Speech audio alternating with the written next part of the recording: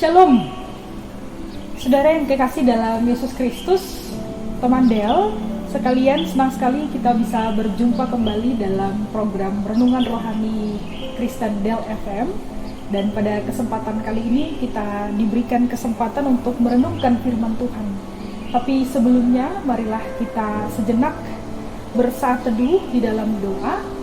Kita berdoa bersama. Segala puji dan sembah ya Tuhan, kami haturkan kehadapan-Mu yang maha mulia. Kami bersyukur ya Tuhan, karena kembali Kau berikan kepada kami kesempatan dan kasih karunia-Mu untuk kami boleh menjalani hari-hari kami. Dan pada saat ini Tuhan, kami mau mendengarkan firman-Mu. Kiranya damai sejahtera Allah itu ada atas hati kami. Dalam Kristus Yesus kami berdoa. Amin. Teman Del, firman Tuhan pada hari ini yang menjadi renungan kita diambil dari Kisah Para Rasul 1 ayat 21 sampai dengan ayat 26. Di bawah perikop Matias dipilih menggantikan Yudas.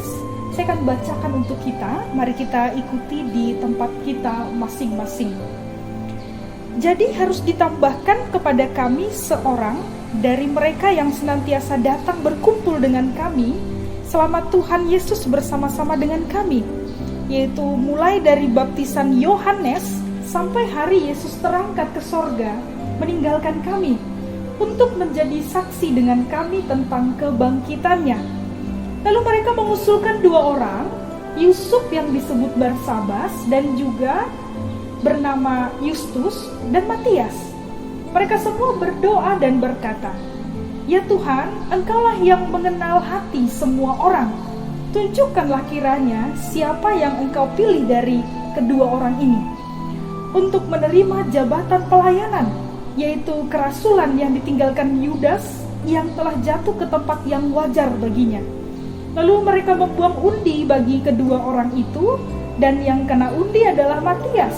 Dengan demikian, ia ditambahkan kepada bilangan ke-11 rasul itu. Demikian jauh pembacaan firman Tuhan. Teman Del, hari Kamis yang lalu kita baru saja memperingati hari kenaikan Tuhan kita Yesus Kristus. Setelah Yesus naik ke surga, apa yang dilakukan oleh murid-murid? Alkitab menceritakan bahwa mereka pulang ke Yerusalem. Di Yerusalem, mereka sama-sama berkumpul, kurang lebih 120 orang murid-murid dengan pengikut-pengikut Kristus yang lainnya. Mereka berkumpul di sana untuk berdoa, bertekun dan sehati, sambil menjanjikan, sambil menerima, menantikan janji Tuhan Yesus kepada murid-muridnya. Apa janji itu? Sebagaimana pula yang kita ketahui, sebelum Yesus terangkat, Yesus katakan bahwa setelah aku pergi, kamu akan menerima kuasa. Akan datang Roh Kudus turun ke atasmu. Dan setelah engkau menerima kuasa, engkau akan menjadi saksiku, memberitakan tentang kebangkitanku, memberitakan tentang aku. Inilah yang dilakukan oleh murid-murid Tuhan Yesus. Mereka menanti dengan setia di dalam doa. Tetapi sambil mereka menanti, mereka juga mempersiapkan diri mereka untuk menjadi saksi sebagaimana yang Tuhan Yesus katakan. Ketika saatnya tiba, ketika Roh Kudus datang atas mereka. Dan salah satu persiapan yang mereka lakukan dalam nantinya mengemban tugas sebagai pemberita Injil Kristus adalah murid-murid dan saudara-saudara yang lainnya, para pengikut Kristus, memilih pengganti Yesus. Memilih pengganti murid Tuhan Yesus, yaitu Yudas Iskariot yang kita sudah tahu dia mati bunuh diri. Katakan dulu Bu, itu bagian itu dulu agak diapa dulu ya? Siap Bu. Mungkin mana ya? Dari salah satu ya. Salah satu persiapan yang mereka lakukan adalah mereka memilih pengganti Yudas Iskariot, murid Tuhan Yesus yang kita tahu mati dengan bunuh diri oleh karena kesalahan yang dia telah perbuat. Mengapa Yudas ini perlu diganti? Ada beberapa jawaban. Yang pertama adalah ini dalam rangka mengembalikan keutuhan 12 murid Yesus. untuk mereka bisa sama-sama diutus memberitakan Injil Kristus. Sebagaimana kita ketahui bahwa murid yang pertama kali dipilih oleh Yesus adalah 12. Dan keutuhan ini yang akan dikembalikan untuk mereka boleh tetap utuh memberitakan firman-Nya. Dan yang kedua, angka 12 itu merupakan angka yang penting bagi umat Yahudi. Karena mereka terdiri dari 12 suku. 12 suku pemimpin bagi umat Yahudi. Itu sebabnya penggantian ini menjadi strategi yang penting untuk mereka dalam rangka mempersiapkan pelayanan akan firman Tuhan. Teman Del, memilih seorang Rasul Kristus itu bukanlah suatu pekerjaan yang mudah dan gampang bagi mereka. Keputusan untuk menentukan siapakah orang yang akan bersama-sama dengan kita, ini adalah keputusan yang benar-benar besar dan menentukan bagaimana pekabaran Injil, misi pekabaran Injil ke dunia nantinya. Karena itulah murid-murid di bawah pimpinan Petrus, mereka betul-betul memastikan bahwa yang dipilih nantinya adalah betul-betul orang yang terbaik, yang dipilih oleh Allah, yang Allah berkenan juga memakainya dalam tugas pemberitaan tersebut. Jadi yang mau dipilih adalah bukan soal orang mana yang mereka senang, atau orang mana yang mereka suka, atau siapa orang yang enak diajak bekerja sama di antara 120 orang, tidak. Tetapi siapakah yang Tuhan kehendaki dan Tuhan berkenan untuk memakainya. Teman Del, terkadang juga kita di dalam kehidupan kita sehari-hari sering diperhadapkan atas pilihan-pilihan. Dan tidak melulu jawaban pilihan itu adalah mana yang saya lebih suka, atau mana yang lebih cocok untuk saya oleh perasaan saya dan kenyamanan saya. Tetapi yang paling penting adalah sebenarnya mana yang paling berkenan bagi Tuhan. Karena apa yang saya suka dan senangi belum tentu itu yang terbaik bagi Tuhan sendiri.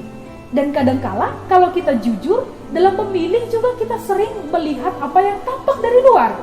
Tetapi Tuhan kita itu melihat apa yang ada di hati terdalam. Oleh karena itulah, murid-murid Kristus dan kita juga di dalam menentukan pilihan perlu mengetahui satu hal dan mencari satu hal. Apa itu? Tuntunan Allah di dalam menentukan pilihan. Nah, bagaimana Allah menuntun murid-murid dalam menentukan pilihan dan mengambil keputusan siapa yang akan dipilih menggantikan Yudas? Ini akan kita lihat dalam nas ini. Teman Del, tuntunan Allah seringkali yang pertama ditunjukkan melalui penggunaan hikmat yang Dia berikan kepada kita. Sekali lagi, melalui penggunaan hikmat yang Ia berikan kepada kita. Dalam kisah ini diceritakan bahwa ada 120 orang beramai-ramai mereka. Yang mana yang mau dipilih?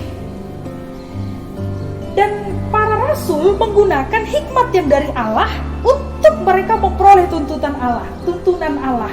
Siapa yang akan dipilih? Yang mereka lakukan adalah menentukan kriteria. Jadi dari hikmat yang ada pada mereka tentukan dulu kriteria orang seperti apa yang akan dipilih sesuai dengan tugas yang akan diembannya. Dalam hal ini tugasnya adalah menjadi saksi Kristus, sebagaimana tadi yang disampaikan oleh Yesus Kristus sebelum Ia naik ke surga. Dan karena yang mau dipilih adalah sebagai saksi, maka tentu kriterianya adalah di ayat 21-22 dikatakan orang yang senantiasa berkumpul bersama-sama dengan murid ketika Yesus masih ada. Disebutkan bahkan mulai dari baptisan sampai Dia terangkat, yang orang itu ada di situ. Artinya orang yang tekun dalam persekutuan dan dianggap benar kenal dengan Kristus. Ini adalah kriteria yang logis sekali ya. Bagaimana mungkin menjadi saksi dari seseorang tapi dia tidak kenal betul, tapi dia tidak tahu dan tidak mengerti apa yang ia saksikan. Di sini kita melihat dengan hikmat, akhirnya murid-murid mengerti apa yang dimaksud dengan memilih sesuatu yang tepat pada tempat yang tepat. Memilih sesuatu dengan objektif, bukan dengan subjektif. Dan inilah yang juga diperlukan dalam kehidupan kita. Teman Del, kita dapat merenungkan bagaimana kita selama ini dalam memilih sesuatu. Apakah kita sudah benar-benar menggunakan hikmat daripada Tuhan atau sekedar hanya keinginan dan kesukaan kita? Tapi murid-murid Tuhan Yesus ini menunjukkan pada kita betapa untuk menentukan sesuatu perlu hikmat yang adalah tuntunan dari Tuhan sendiri.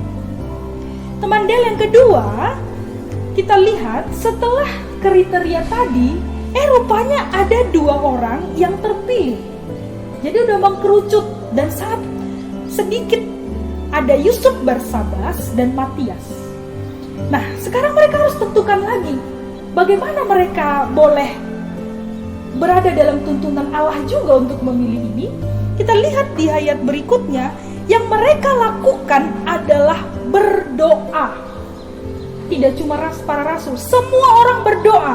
Mereka katakan dalam doanya, "Ya Tuhan, Engkau mengenal hati semua orang. Tunjukkanlah kiranya siapa yang Kau pilih dari kedua orang ini untuk menerima jabatan pelayanan ini."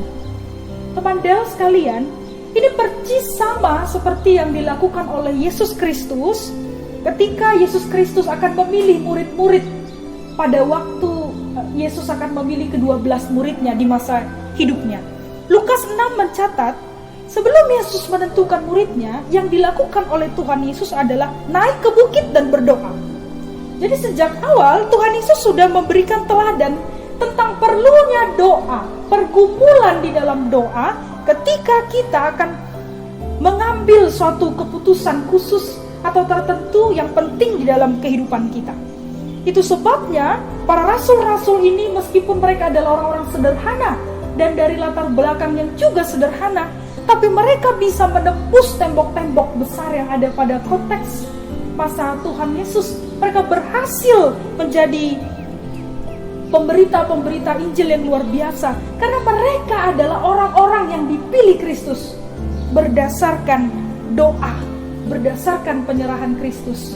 Teman Del yang terkasih, kalau ada keputusan yang berat, salah satu juga yang mungkin muncul dalam diri kita adalah sungut-sungut, mengeluh. Kemudian kita juga terbawa ke pemikiran yang berat, sulit untuk bersuka cita oleh karena dilema-dilema. Tapi apa yang dilakukan oleh murid Tuhan Yesus ini baik sekali untuk menyapa kita bahwa daripada kita berkeluh kesah, memang di saat yang terberat adalah kita datang kepada Tuhan Yesus untuk kita meminta tuntunannya di dalam kehidupan kita. Dan yang terakhir kita lihat selanjutnya bagaimana mereka pun melakukan tradisi yang sudah dikenal pada waktu itu, yaitu membuang undi.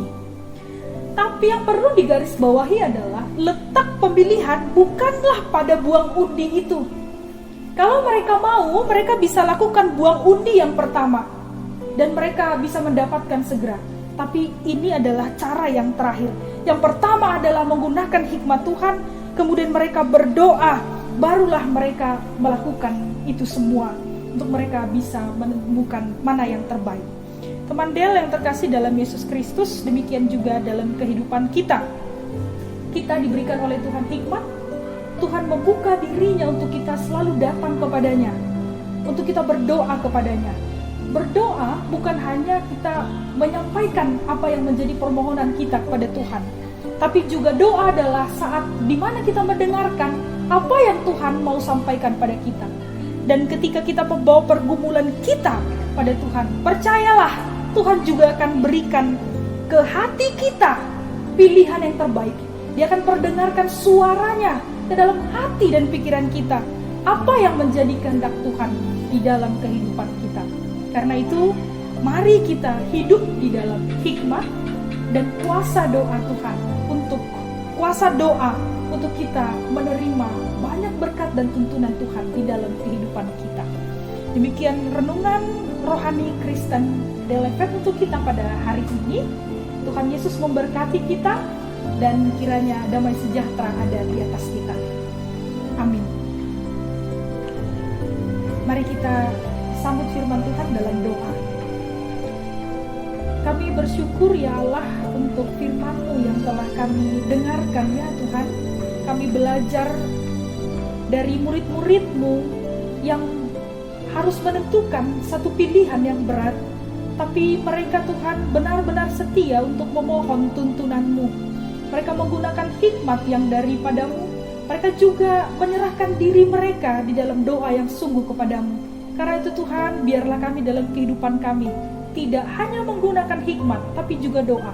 Tidak hanya berdoa, tapi kami juga menggunakan hikmat untuk kami boleh mengetahui kehendak Tuhan. Mungkin ada banyak hal yang kami pergumulkan ya Tuhan, dan kami bawa itu ke dalam tangan Tuhan. Kiranya Tuhanlah yang menuntun kami dalam setiap keputusan-keputusan dan hal-hal yang akan kami lakukan dalam hidup kami. Bersama dengan Tuhan, kami yakin bahwa kami berada di jalan yang Engkau kehendaki. Dalam Kristus Yesus, kami mohon tuntunan-Mu Tuhan. Amin.